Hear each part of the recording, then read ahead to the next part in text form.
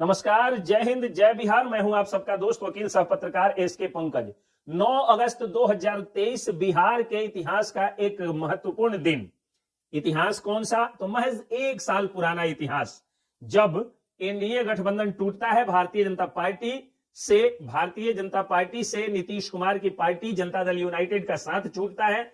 NDA टूटता है और एनडीए टूटने के बाद महागठबंधन की सरकार बनती है। तेजस्वी यादव बिहार की सरकार में हिस्सेदार बनते हैं। जैसे ही तेजस्वी यादव बिहार की सरकार में हिस्सेदार बनते हैं तो आप लोगों को ने एक वीडियो देखा होगा, जब अर्णब गोस्वामी के एक रिपोर्टर को, यानी एक महत्वपूर्ण न्यूज चैनल के आर भारत के रिपोर्टर को लालू यादव कहते हैं कि दे देंगे एक मुक्का बदल, जो गिर जाओगे नाच करके। और पटना के पत्रकार वेद प्रकाश को तेज प्रताप यादव 2 मिनट का समय मांगते हैं तो वो डर के भाग जाते हैं और आरोप लगाते हैं कि पिटाई हो सकती थी, क्योंकि पहले भी लोगों की पिटाई हुई थी। तो जाहिर सी बात है, उसी खानदान और उसी परिवार के तेजस्वी यादव पत्रकार विरोधी थे और उनकी सीधी टक्कर हो गई पत्रकार मनीष कश्यप से। और लगातार कई पत्रकारों पर मुकदमे हुए, कईयों को जेल भेजा गया। मनीष कश्यप पर तो तेजस्वी यादव के मित्र स्टालिन सरकार ने तमिलनाडु में एनए भी लगा दिया। तो ये तो पत्रकारों के दमन की कहानी शुरू हो गई 9 अगस्त 2022 को। उसके बाद महागठबंधन की सरकार में हमेशा उथल पुथल की स्थिति मची रही।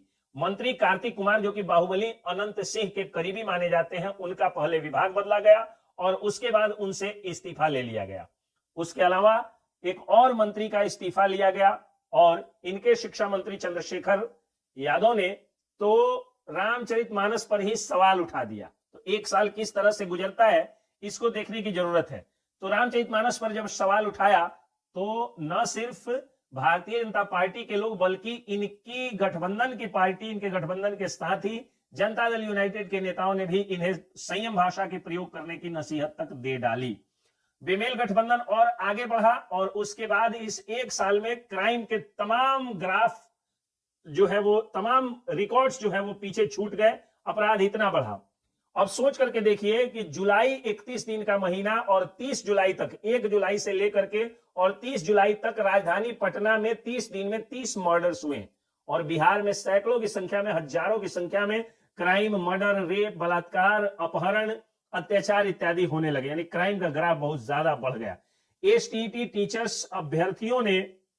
पास अभ्यर्थियों ने नौकरी मांगने की हिम्मत की तो उन पर लाठियां बरसाई गई। तिरंगे को ओढ़े हुए अनिसुर रहमान पर बुरी तरह से लाठियां बरसाई गई और उनको पीटा गया।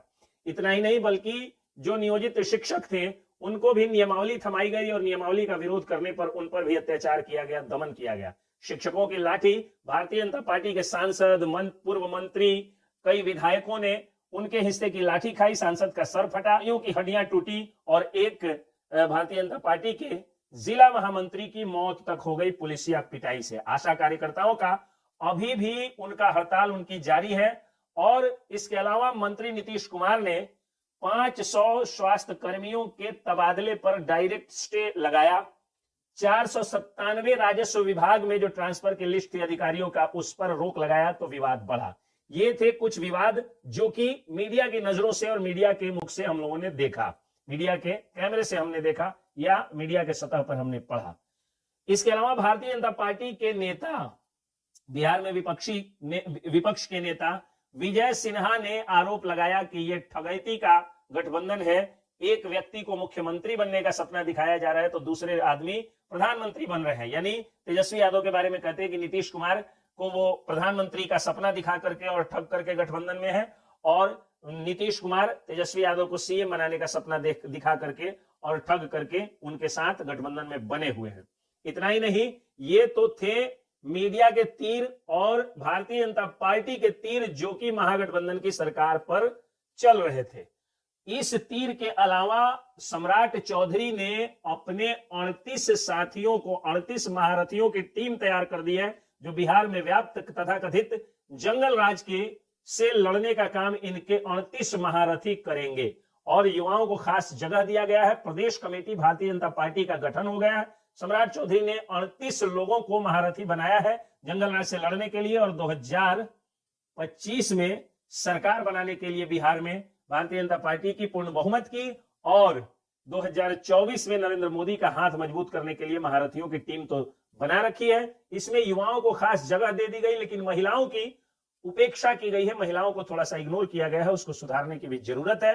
अब तक प्रदेश प्रवक्ता का जो है वो नया प्रदेश प्रवक्ता का नाम नहीं घोषित किया गया है, और जिस तरह से कांग्रेस पार्टी या भारतीय जनता पार्टी भी राष्ट्र स्तर पर कई प्रवक्ताओं को, महिलाओं को रखी है, लोग ऐसी आशा कर रहे हैं कि भारतीय जनता पार्टी के प्रदेश कमेटी में अब महिला को प्रवक्ता के रूप में रखा जाएगा या मुख्य चेहरा के रूप में जगह दी जाएगी।